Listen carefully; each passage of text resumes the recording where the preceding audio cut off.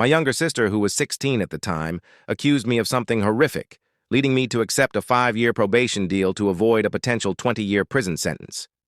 A decade later, her husband uncovered the truth. Elise and I were incredibly close, perhaps more than most siblings, despite our 4-year age gap. We were practically inseparable. It might sound odd now, given what happened, but back then, it was just how we were. I wasn't the brightest in school, always struggling to pass my classes, but I had a passion for electronics, not coding or computers, but the hands-on work of dismantling and rebuilding things. I started tinkering with old TV remotes and radios I'd pick up at garage sales. By 16, my bedroom was a workshop, filled with a soldering iron, multimeters, and boxes of circuit boards and wires. My parents found it peculiar, especially since I'd spend hours locked in my room. That detail matters later. But Elise understood me. She was 10 when I got serious about my hobby, and she'd spend hours in my room watching me work. She'd ask about the function of each component, why I connected certain wires, and sometimes even helped by organizing parts or holding pieces while I soldered. It was our bond, you know. Our parents, though, played favorites. Elise was the golden child, straight-A student, gymnast, student council member, the whole package. I was the opposite, barely scraping by in school, either holed up with my electronics or out at the skate park. But Elise always had my back. Once, in my junior year, I got caught smoking behind the gym. Instead of a suspension, Elise spun a story about how I was just holding the cigarette for someone else who'd fled. She even teared up in front of the principal, pleading that I was trying to turn my life around and a suspension would derail me. The principal bought it completely. She also helped with my homework. She had a knack for explaining things better than my teachers, breaking down math problems in a way I could grasp. Honestly, she's probably why I graduated high school. I looked out for her, too. As her older brother, I was protective. Maybe too protective in hindsight. Any guy interested in her had to go through me first. I wasn't trying to be a jerk. I just didn't want some random guy hurting my little sister. Elise never judged me for my troublemaking late nights or questionable friends. She'd cover for me with our parents, making excuses when I missed curfew. When I'd stumble home at 3 a.m., she'd be waiting on the porch to make sure I was safe. Looking back, maybe we were too close. Maybe that's why people so readily believed what she said later. But at the time, it felt normal. She was my sister, my best friend, the one person who truly got me. Our parents tried to push me toward normal activities, signing me up for sports or after-school clubs, but I always gravitated back to my electronics. They thought I was wasting my time, but Elise defended me. "He's good at it," she'd say. "Let him do what he loves." That's the Elise I try to hold on to, the sister who believed in me when no one else did. She'd bring me snacks while I worked, stand up for me to our parents, and trusted me enough to share her problems. Writing this is harder than I thought. Things started unraveling when I was 18, fresh out of high school. Elise was 16 and starting to catch the attention of boys at school. Being the protective brother, I scared them off. I didn't beat anyone up, I just made it clear I was watching. One guy, John, was particularly persistent, a senior with a fancy car his parents bought him. Typical rich kid vibe. I caught him trying to convince Elise to skip class one day. I shouldn't have shoved him against his car, but he was 18, trying to get my 16-year-old sister to ditch school. What brother wouldn't be furious? That's when the rumors started. At first it was just murmurs, kids at Elise's school whispering about how odd it was that I was so protective. Then it escalated. Someone started spreading a story. They said I didn't want guys near Elise because I wanted her for myself. I'll never forget the moment I knew something was deeply wrong. It was a Tuesday after school. Usually, Elise would come to my room to hang out while I worked on my projects. But this time, she went straight to her room. I knocked to check on her, and she told me to leave. Later that night, I found her crying in the kitchen. When I tried to hug her, like I always did when she was upset, she flinched away from me. That had never happened before. She muttered something about being tired and went back to her room. The next few days were off. She stopped coming to my room and barely spoke to me. I figured it was just a teenage phase or something. I should have known better. Then one morning, while I was working on an old radio I'd found, there was a loud, authoritative knock at our front door, the kind that makes your heart sink. 2 police officers and a woman in a suit stood there. When my dad opened the door, they asked to speak with him privately first. I could hear them talking in the kitchen, but I couldn't make out the words. Then my dad called me down. I'll never forget the look on his face, like he was staring at a stranger. The woman introduced herself as a Child Protective Services, CPS, worker and said they needed to ask about my relationship with Elise. Elise had gone to her school counselor and claimed I'd been inappropriately touching her. She said that's why I locked my door, that I made her come into my room and, well, you can imagine the rest. She claimed I'd threatened to hurt her if she told anyone. And that's why I was so aggressive with boys who showed interest in her. She even said I used my electronics hobby as a cover, that the wires and zip ties in my room were for something sinister. My dad didn't question it. He just stood there, nodding as they spoke, like it all made sense to him. All those hours in my room, the locked door, my protectiveness, it all added up to something vile in his mind. I tried to explain, showing them my projects, the half-fixed radio on my desk, the boxes of circuit boards and old electronics. I told them how Elise used to sit and watch me work, how she'd help organize parts. But they'd already made up their minds. The CPS worker kept asking loaded questions like, did you make Elise feel special by letting her help you? Or did you tell her she was different from other girls? Everything I said just sounded worse. When they brought up the incident with John, Elise had twisted that too. She claimed I was jealous because she was starting to like other boys, that I couldn't handle her growing up and having normal relationships because it meant losing control over her. The worst part? She said I'd gotten more aggressive lately because she was pulling away. She claimed I told her she was betraying me by talking to other guys. None of it was true, but the way she framed it almost made me doubt myself. Then I lost it right there in front of everyone. Elise, what are you saying? My voice broke, not from anger but from disbelief. She wouldn't look at me. Elise, look at me. She kept her eyes on the floor, arms wrapped around herself like she was some fragile thing needing protection. That small gesture made me furious. You know this isn't true. You know it. I turned to my dad, desperate. Dad, come on, you know me. I'd never do this. His voice was calm, but his eyes, I'd never seen him look at me like that before. Not disappointed, not angry, just done. You don't even want to hear me out. I took a step forward, but he raised his hand like I was a threat. Elise flinched again. That was it. That's when I knew. You actually believe this. My voice dropped. I lost all fight in me. I looked at Elise one more time, really looked at her. She still wouldn't meet my eyes. Why are you doing this? I whispered. She finally looked up. For a moment, it seemed like she might say something, maybe take it all back. But then she glanced at Dad, the CPS worker, and the cop in our living room. And she doubled down, her eyes filling with tears. She took a shaky breath and said, I'm sorry, Eric. That's when I realized. She wasn't going to back down. She was in too deep, too scared of the consequences. I laughed. I actually laughed. Wow, I said. You're really doing this. Elise hugged herself tighter. I couldn't keep it in anymore. Dad's jaw tightened. Get your things, we're going to the station. And that was it. No trial, no real evidence, no serious questions. My dad drove me to the police station in silence, like I was already guilty, no longer his son. On the way, all I could think about was how they made everything fit. The reclusive older brother always in his room, the weird hobby with tools and wires, the overprotectiveness, our close bond that suddenly broke. They saw exactly what they wanted to see. The police station interview room was straight out of a movie. They left me there for hours before two detectives came in. Rivers, the male detective, played the good cop, saying things like, we just want to understand. Eric, help us help you. The female detective, whose name I can't recall, sat there taking notes and shooting me cold looks. Rivers asked about my electronics hobby. Tell me about the stuff you build, he said, acting curious. So I explained, fixing old radios, making simple circuits, basic stuff. And Elise would help you with these projects? Yeah, I said. She'd sort parts, hold things while I soldered. She liked learning about it. The female detective cut in. So you had her alone in your room, door locked, handling your tools? That's when I saw how they were twisting everything. Every normal thing now sounded creepy. They kept focusing on the locked door. I locked it because I had expensive tools, I tried to explain. Dad would borrow stuff and not return it. Or maybe, Rivers said, his tone sharpening, you locked it for other reasons.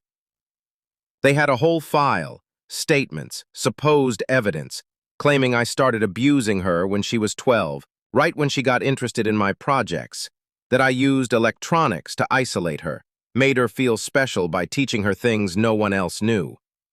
That's insane, I said. She's my sister. I was teaching her because she was curious. The female detective leaned forward. Curious about electronics, or scared of what would happen if she wasn't? Then they brought up the John incident. In their version, I attacked him because he was taking Elise away from me. They had statements from other kids at school about how protective I was, how I scared off any guy who got near her. Rivers pulled out photos of my room from that morning. They made it look like a dungeon. Close-ups of my tools, wires, and zip ties I used for organizing cables. Even my project notes looked sinister in the pictures. Your dad says you'd spend hours alone with Elise in this room, Rivers said. Want to tell us what really happened there? I lost it. I started yelling about how they were making normal sibling stuff sound disgusting. That was a mistake. Rivers just nodded like I'd confirmed something. Typical defensive reaction, he told his partner. They brought up my poor grades, lack of friends, the hours I spent alone in my room. They painted a picture of a lonely, unstable guy obsessed with his sister. They weren't just investigating. They were building a case.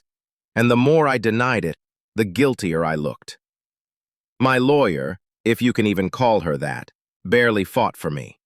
We need to consider a plea deal, she said, like it was my only option. If this goes to trial, you're looking at 20 years. After hours of this, Rivers finally said, Look, Eric, here's the deal. We have enough for charges, serious ones, but if you cooperate, admit what happened, show remorse, we can help you. I didn't do anything, I said, probably for the 100th time. Then why would Elise make this up? I couldn't answer, because it didn't make sense. My sister who I'd protected, who waited up for me at night, who I cared for, why would she do this? The next part is a blur. There were meetings with lawyers. My parents hired one for Elise, but told me to get my own.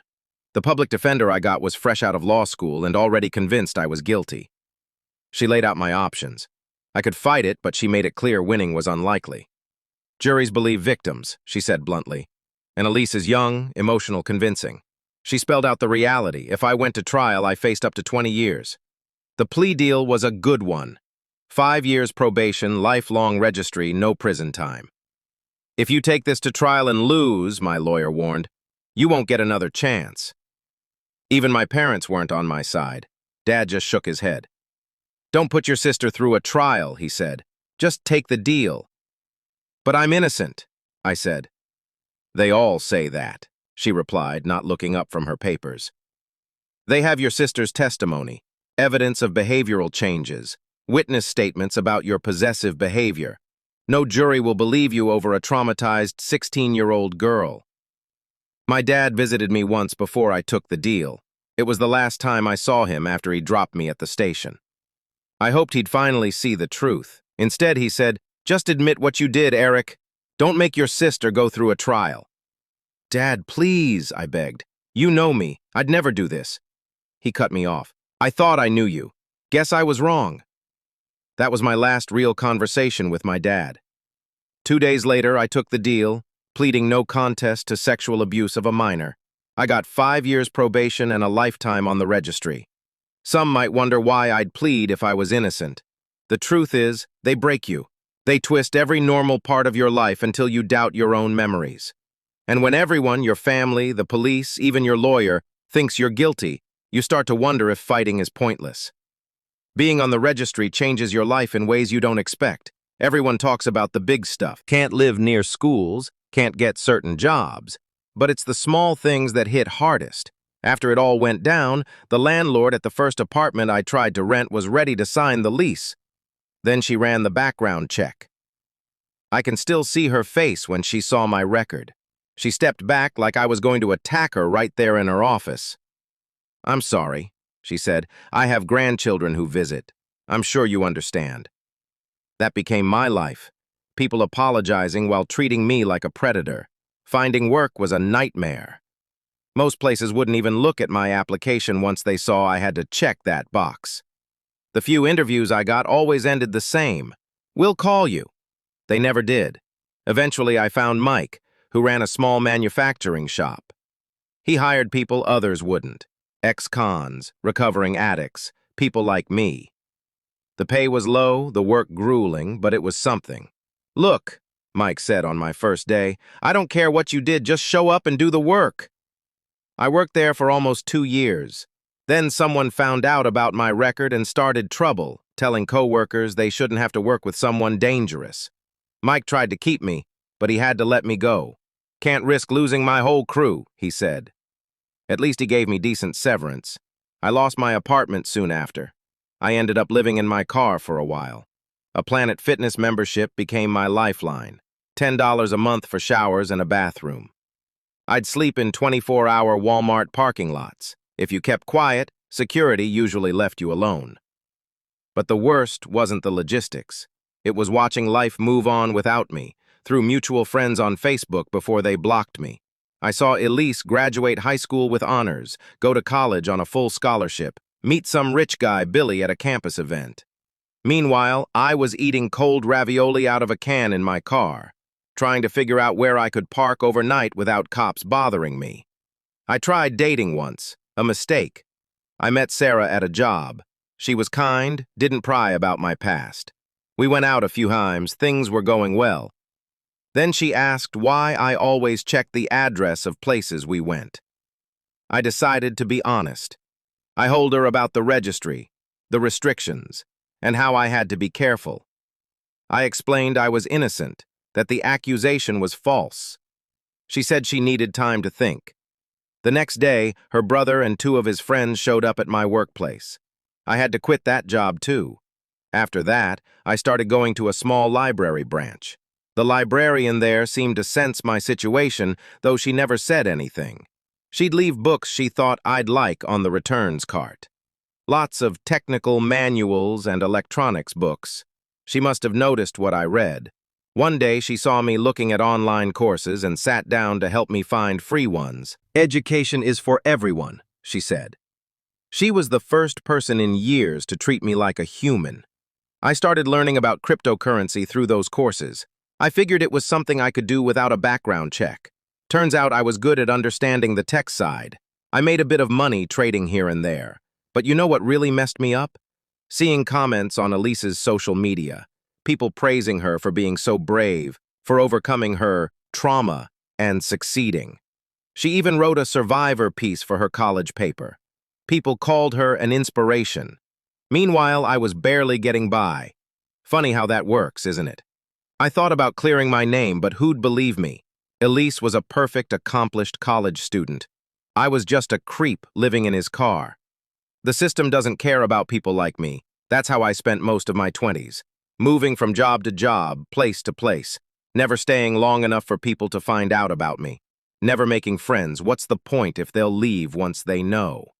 Some nights I'd lie in my car scrolling through old family photos on my phone. Pictures of me and Elise as kids, trying to figure out where it all went wrong. That's what the registry does. It doesn't just take your freedom, it erases your past, your future, your entire self. You stop being a person and become a label. Then everything changed. It was a regular Tuesday. I was at a new factory job, better than the last, when I got an email from a private investigator. I almost deleted it, thinking it was spam, but something made me open it. The PI said he was hired by Elise's husband, Billy, to look into her past.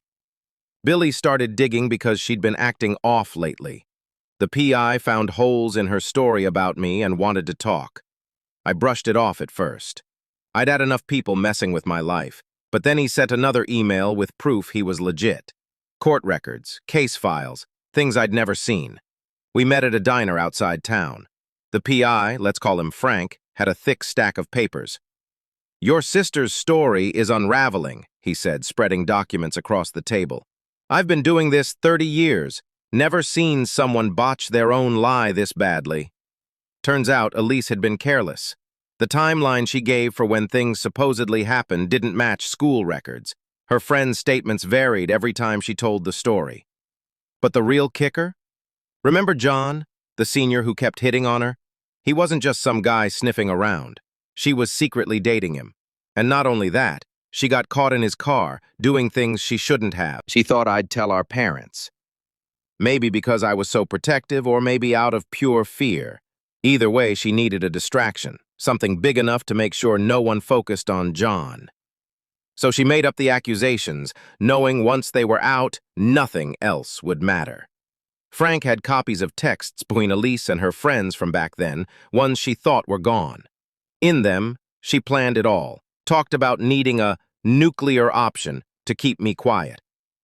She didn't expect it to go this far, Frank said. From these messages, it seems she thought they'd just send you to live with relatives or something. When your dad went all in, she was too scared to back out. I sat there reading it all, seeing proof of what I'd always known. Frank kept talking. Billy hired me because she's been acting strange lately, drinking too much, getting paranoid. He caught her crying over old family photos one night. When he asked about you, she shut down completely. That's when he called me. Frank handed me one last document, Elise's signed confession. Billy confronted her with the evidence, and she broke down, admitting everything. I need you to understand, Frank said. This won't fix everything overnight. The legal system hates admitting it's wrong, but it's a start. He left me with copies of everything. I spent all night reading through it, the texts where she planned it, the confession where she finally told the truth. I even found posts she made on a forum about how to make abuse claims sound believable. The next day, I contacted a lawyer, a real one this time, not some overworked public defender who'd already judged me. We filed for post-conviction relief based on new evidence. My lawyer argued that Elise's confession, plus the inconsistencies Frank found, was enough to overturn my conviction and remove me from the registry.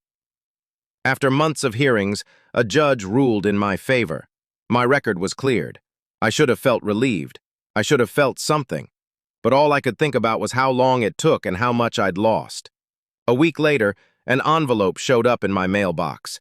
No return address, but I knew who it was from before I opened it. My parents.